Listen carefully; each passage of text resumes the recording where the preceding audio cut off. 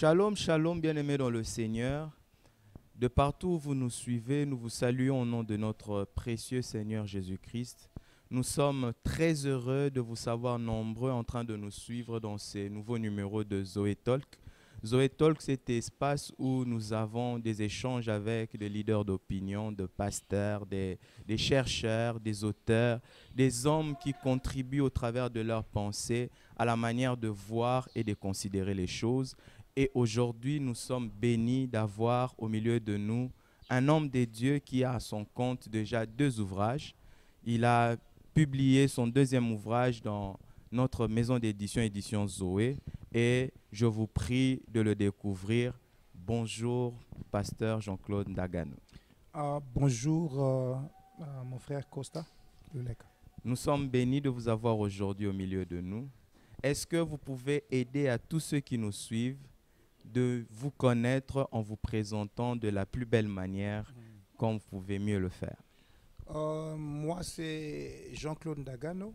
Mon poste-nom, c'est Bagouma. Je suis marié à Madame Binda Gigi Ndagano. Nous avons 3 enfants.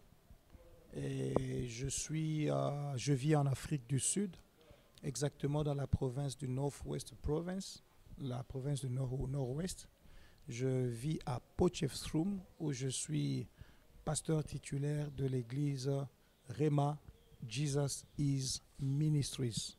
C'est une branche, une extension de la grande église Rema Bible Church, dirigée par le pasteur Ray Makoli. Et nous y sommes depuis 2010. J'ai été assistant au pasteur là-bas et depuis 2017, par la grâce de Dieu, je suis devenu pasteur titulaire. L'histoire est longue, le pasteur est parti. Donc voilà, et je suis président de la société missionnaire La Compassion, qui est un ministère basé sur l'évangélisation, la formation des disciples, et aussi nous implantons des églises. La branche dans laquelle nous travaillons présentement, nous appelons cela School of Timothy, l'école de Timothée, où nous formons des serviteurs de Dieu prêts à les larguer, les envoyer pour aller évangéliser et implanter des églises qui nécessairement ne doivent pas être sous notre contrôle, mais des églises locales dans le monde. Nous avons commencé par l'Inde. Nous avons un plan pour être maintenant en Afrique australe, le Malawi et la Zambie, et puis nous allons progresser. À part cela, je suis écrivain, donc comme vous avez dit, j'ai écrit 2 livres. J'ai une passion forte pour la lecture. Je lis beaucoup. Je lis beaucoup d'auteurs et je comprends que il y a encore de matière à ajouter dans la bibliothèque chrétienne, où je fais un effort d'y mettre aussi mon apport. Je suis conférencier, je suis prédicateur de la parole, je suis enseignant de la parole. Je suis un évangéliste, j'aime aller gagner les hommes, c'est ce qui bouge mon cœur. Et en étant médecin, le travail que je fais dans mon temps séculaire, je suis médecin. Par la grâce de Dieu, spécialiste en médecine de famille. Et puis, je travaille à la formation de nouveaux médecins en Afrique du Sud pour le compte de l'université de Witwatersrand. Ça, c'est à Johannesburg. On parle de l'université de Wits, c'est plus simple pour citer cela. Voilà donc en détail et en gros qui je suis. Je suis aîné d'une famille de 6 et j'ai une maman qui aime le Seigneur. Gloire à Dieu. Pasteur Jean-Claude, par votre présentation, nous comprenons que vous avez beaucoup d'occupations. Beaucoup alors, vous êtes médecin, vous êtes pasteur titulaire d'une église, vous êtes responsable d'une mission évangélique, vous êtes père de famille. D'où Mari vous vient, de femme. Mari, voilà, mari de votre femme. D'où vous vient le souci absolument d'écrire? Avec toutes ces occupations-là, pourquoi vous tenez? Parce qu'on doit dire que les messages de vos livres étaient avant des prédications, des expériences. Pourquoi vous avez tenu absolument à le mettre par écrit et avec toutes ces occupations que vous avez déjà? Mon frère Costa, je suis de ceux-là qui croient et qui voudraient à tout prix à ressembler à notre maître, à ressembler au Dieu qui m'a créé. Et j'ai compris que Dieu est le premier écrivain, si on peut dire premier écrivain même par excellence. Il a commencé par créer toutes choses par la parole. Comme tu le sais, il a dit, il a dit, il a dit. Mais après avoir parlé, il a compris qu'il y a des choses que l'homme ne recevra pas seulement parce qu'il a entendu. Il y a des choses qui doivent demeurer entre les mains de l'homme. Voilà pourquoi lorsqu'il a donné les 10 commandements, la loi à Moïse sur le mont Sinaï, il a parlé à Moïse avec une voix forte, au point que le peuple tremblait. Mais il a remis à Moïse quelque chose d'écrit. C'était écrit pour dire Moïse, va avec ceci, gardez cela avec vous. Donc pour moi, je me dis, en français, dit les paroles s'envolent, les écrits restent. Oui. Nous pouvons prêcher, avoir toutes sortes de plateformes. Nous sommes sur Facebook, nous sommes sur YouTube, nous sommes utiliser les médias, les audios et tout cela. Je crois qu'il est important pour des gens de garder les écrits, parce que même après, c'était pas seulement la loi. Les écrits de Dieu, il a demandé ce que cela soit écrit. C'est pourquoi nous avons la Bible, qui est un ensemble de 66 livres. Donc si Dieu a écrit des livres, je me dis qu'il est important, même quand je ne comprends pas, que je fasse comme lui, que j'écrive aussi. Voilà pourquoi dans mon temps, je mets aussi des écrits. Voilà, donc par ces mots, nous venons encourager les hommes de Dieu, tous ceux qui ont quelque chose, qui ont reçu quelque chose de la part du Seigneur, de permettre à ce que ces choses puissent avoir une plus grande influence sur les gens, dans le temps et dans l'espace, de les mettre par écrit.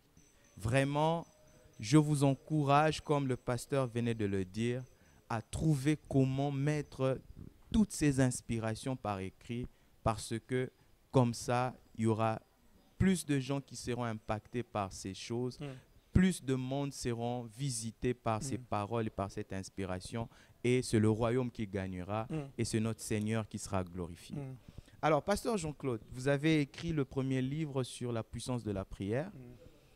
Est-ce que vous avez déjà des échos par rapport à cela, des expériences, des gens qui ont lu et qui ont témoigné de l'impact de ces livres dans leur vie? Mon frère, je veux te dire que pas plus tard qu'il y a une semaine, j'ai été marqué par quelque chose. Je ne voudrais pas parler des choses que j'ai entendues plusieurs années déjà, parce que ça fait 4 ans depuis que j'ai écrit le premier livre, c'était en 2016. Je suis arrivé quelque part, ici à Kinshasa. Je suis allé à un deuil. Et quelqu'un m'a présenté auprès d'une maman. Et je vous parle d'une maman qui a 70 ans. Elle est elle est âgée. Alors on lui dit, lui c'est un pasteur, il vient de l'Afrique du Sud. Et puis il demande comment il s'appelle. Et on dit non, c'est le pasteur Jean-Claude Ndagano. Et puis on était dans le noir parce qu'il n'y avait pas d'électricité. Il y avait un peu de lumière là-bas. Elle dit... C'est comme il fait beau à qui, non? Ah ouais, je comprends. Elle me dit directement, papa, yo mutokoma livre Puissance de la prière. Oh, Ngabi, oui. Abi, ce livre m'a béni abondamment. Oh, j'étais en difficulté pendant un moment donné. Et un enfant est venu me dire, maman, Sambeto Sambela, tanga livre, oh, ils ont une expérience à prière dans Katinzamba au Salelayo. Et elle commence à me remercier pour me dire comment ce livre-là l'a béni. Alors pour moi, comme je peux te dire là, même si j'aurais vendu 1000 exemplaires de ce livre, mais le témoignage de cette maman-là m'a fait tellement de bien que je me suis dit, Seigneur, au moins j'ai contribué dans la vie d'une personne. Gloire à Dieu, gloire à Dieu. Donc voilà pourquoi il faut se soucier à pérenniser la pensée de Dieu, l'inspiration du Saint-Esprit, parce qu'on ne sait pas, ça va tomber entre les mains de qui va le lire et qu'est-ce que cela peut produire dans la vie de ceux qui vont écrire, de ceux qui vont lire vos écrits.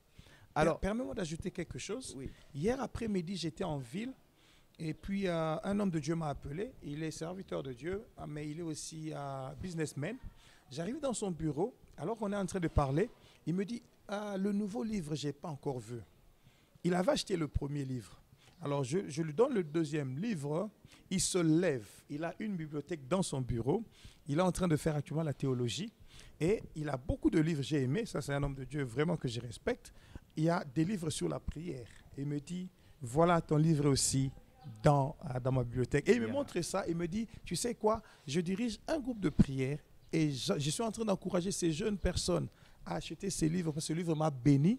J'ai appris beaucoup de choses avec toi dans la prière et je suis en train d'utiliser ça. Ça, c'est un autre témoignage qui m'a vraiment marqué. Ça, c'est maintenant un homme de Dieu qui sert le Seigneur dans cette ville, dont je tais les noms et qui m'a donné ce témoignage. Oh, gloire à Dieu, gloire à Dieu. Par le livre, vous êtes une plus grande bénédiction. Par le livre, vous touchez ceux qui ne se présentent pas forcément devant vous, mais que vous atteignez au travers de vos écrits.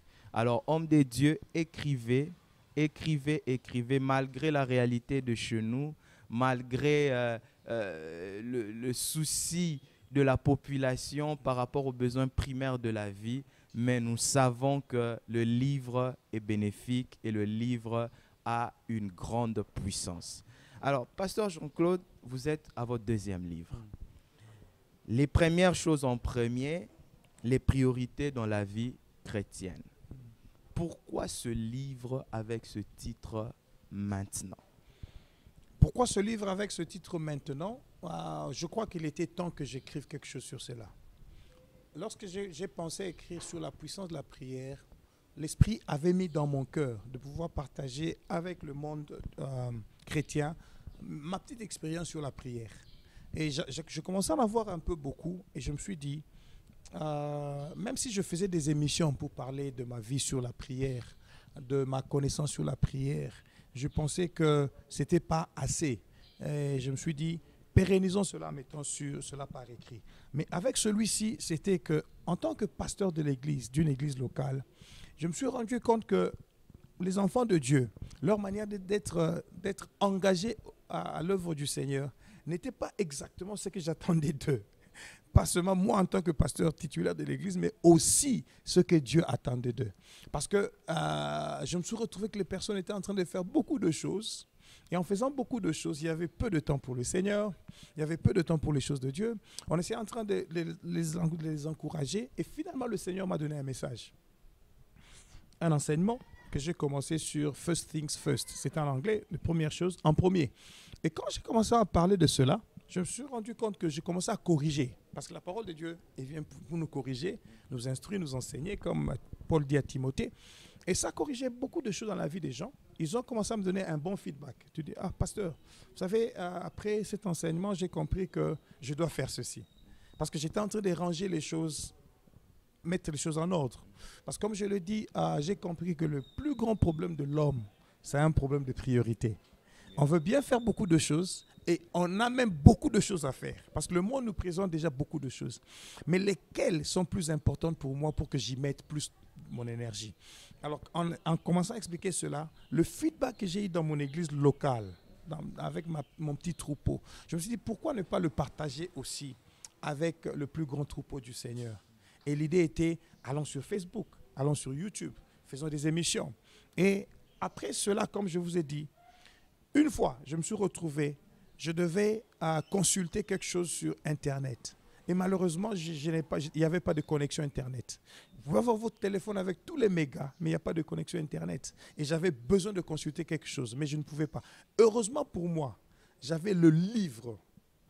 J'avais le livre du titre de la chose que je cherchais. J'ai ouvert le livre dans ma bibliothèque. J'ai eu le document, l'élément dont j'avais besoin et j'ai transmis à la personne. Donc, alors j'ai réalisé, ok, même Facebook, même YouTube, ça demande encore des mégas aux gens. Mais si quelqu'un achète un livre à $10, à $5, 15 ou $20, ça reste pour toute la vie. Parce que moi, j'ai des livres que je reconsulte des livres de temps en temps.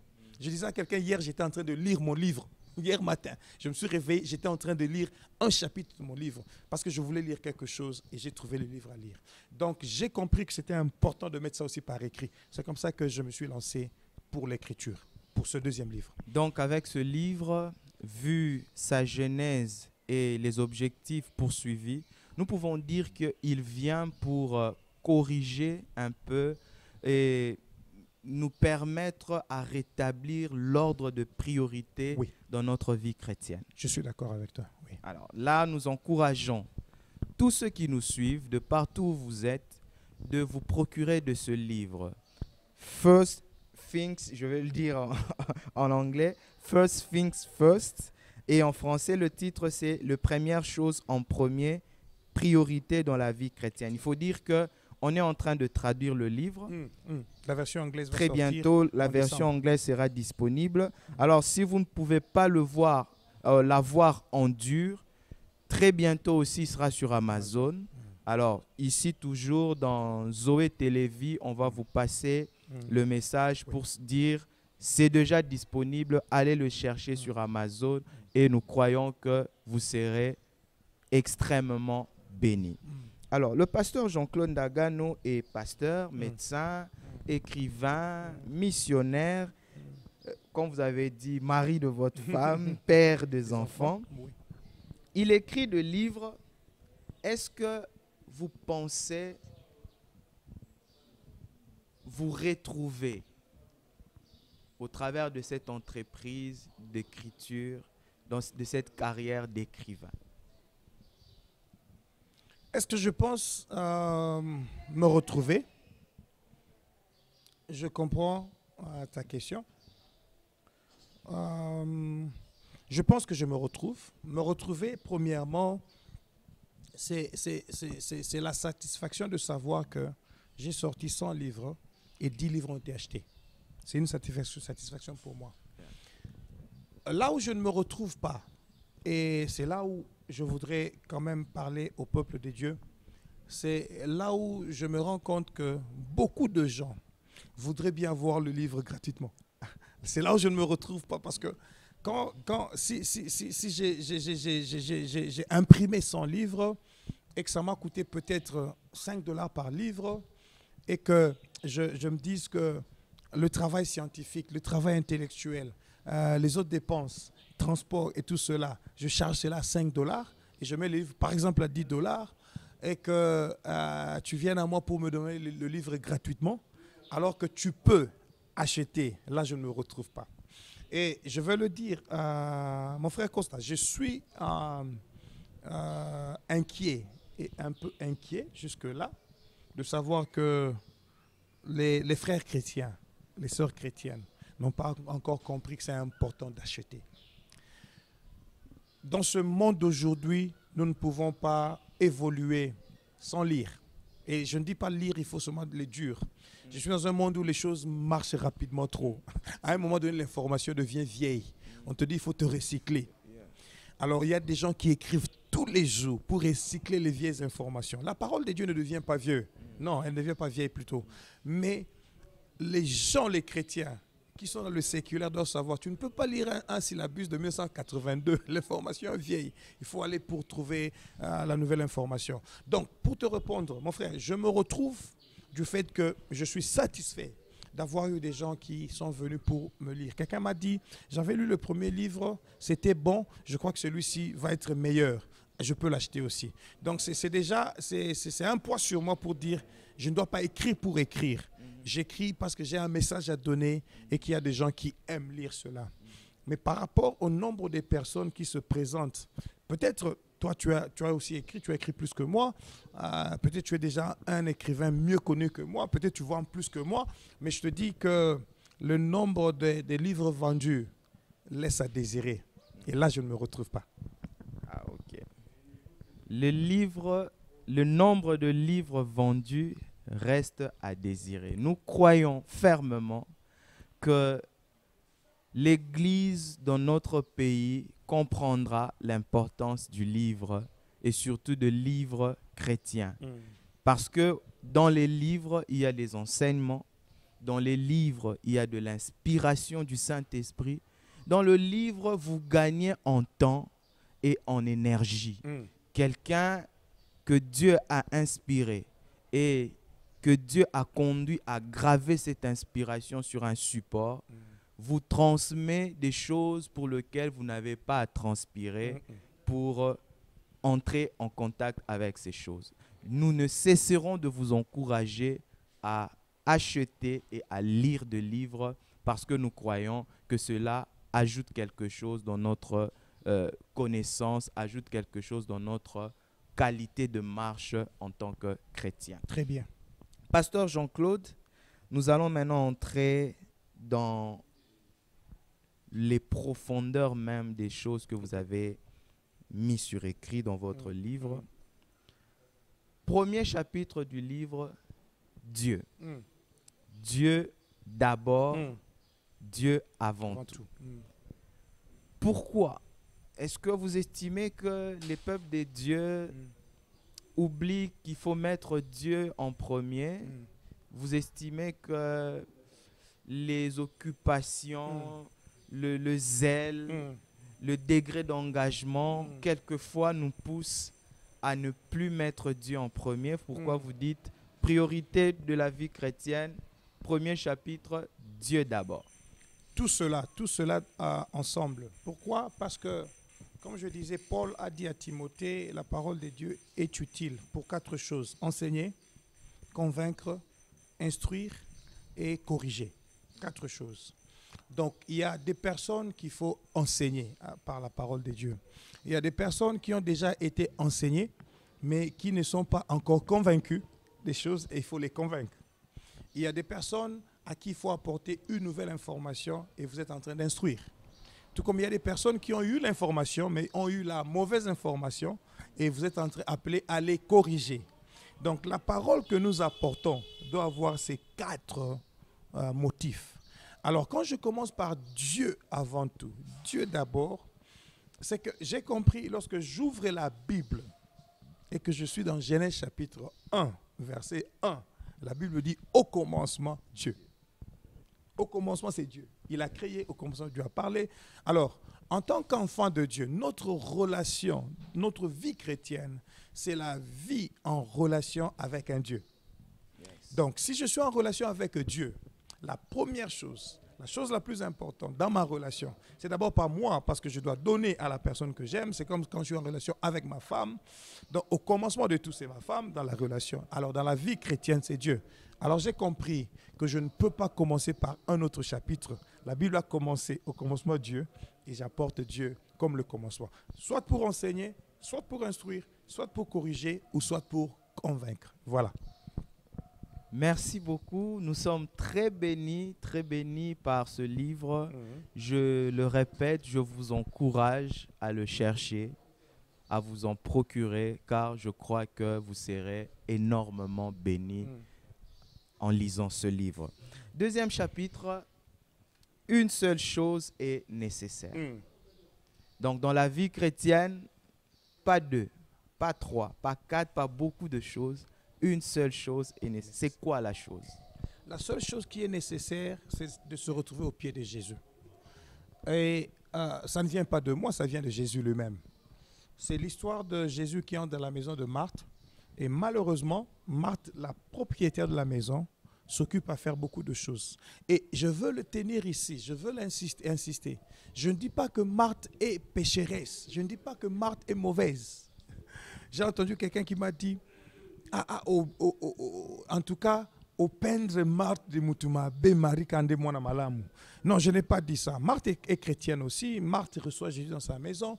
Mais Marie va s'asseoir au pied de Jésus. Écoutez maintenant la différence.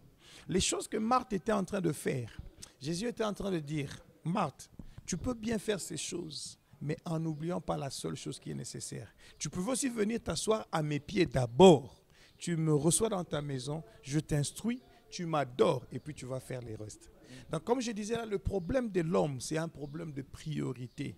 Et en bon français, je vais dire, c'est un problème de la prioritarisation. Donc, on n'a pas mis en ordre, en échelle de valeur, celles qui viennent en premier.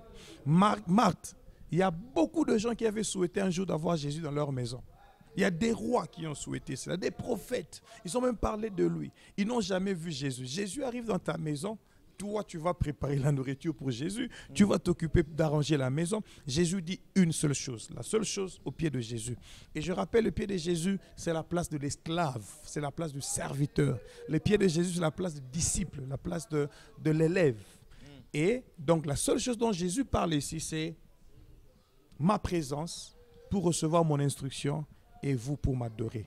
Alors, je ne crois pas qu'il y ait quelque chose qui soit plus Pasteur, important que ça. répétez un peu ce que La vous seule venez de chose dire. qui est importante, qui est nécessaire, parce que le mot nécessaire veut dire ce dont on ne peut pas se passer. C'est donc la présence de Dieu, la présence de Jésus, pour y être instruit, et la présence de Jésus pour l'adorer. C'est la seule chose nécessaire. Tu vois, je ne sépare même pas, je ne dis pas deux choses nécessaires, une seule chose. Waouh. La présence de Dieu pour y être instruit et pour finalement l'adorer. Donc, tout celui qui demeure dans la présence de Dieu, il y est instruit et finit par l'adorer. Oh, que Dieu vous bénisse, pasteur. Merci. Oh là là. Non, si vous n'avez pas encore ce livre, je vous encourage. Cherchez-le. Le titre, c'est « Les premières choses en premier, les priorités dans la vie chrétienne ». Alors, nous allons prendre une pause pour passer à notre deuxième partie de l'émission. Okay. Mais si on vous demandait de résumer votre livre, quel serait votre mot?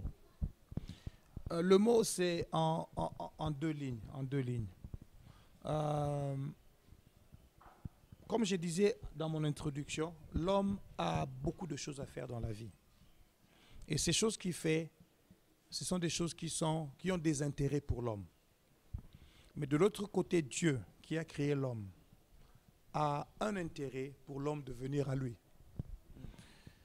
Et enfin, Dieu dit, de tout ce que tu veux, il y a des priorités. Si tu me trouves ces priorités, moi je te donne tout ce que tu cherches. Voilà comment il a dit, cherchez, premièrement, et peut-être même seulement, mon royaume et ma justice. Maintenant, tout le reste que toi tu cherches, je te le donne. Maintenant, le choix, c'est le tien, de te dire, est-ce que je dois chercher tout le reste ou je dois chercher le royaume et sa justice? Voilà, en résumé, ce qui est dans ce livre. C'est de reconnaître qu'il y a des priorités que Dieu a placées, tu les trouves, tu es béni, ta vie est simple. Waouh! Quelle bénédiction ce livre, quelle bénédiction son auteur, quelle bénédiction de vivre dans cette génération et dans cette période où ce livre est publié.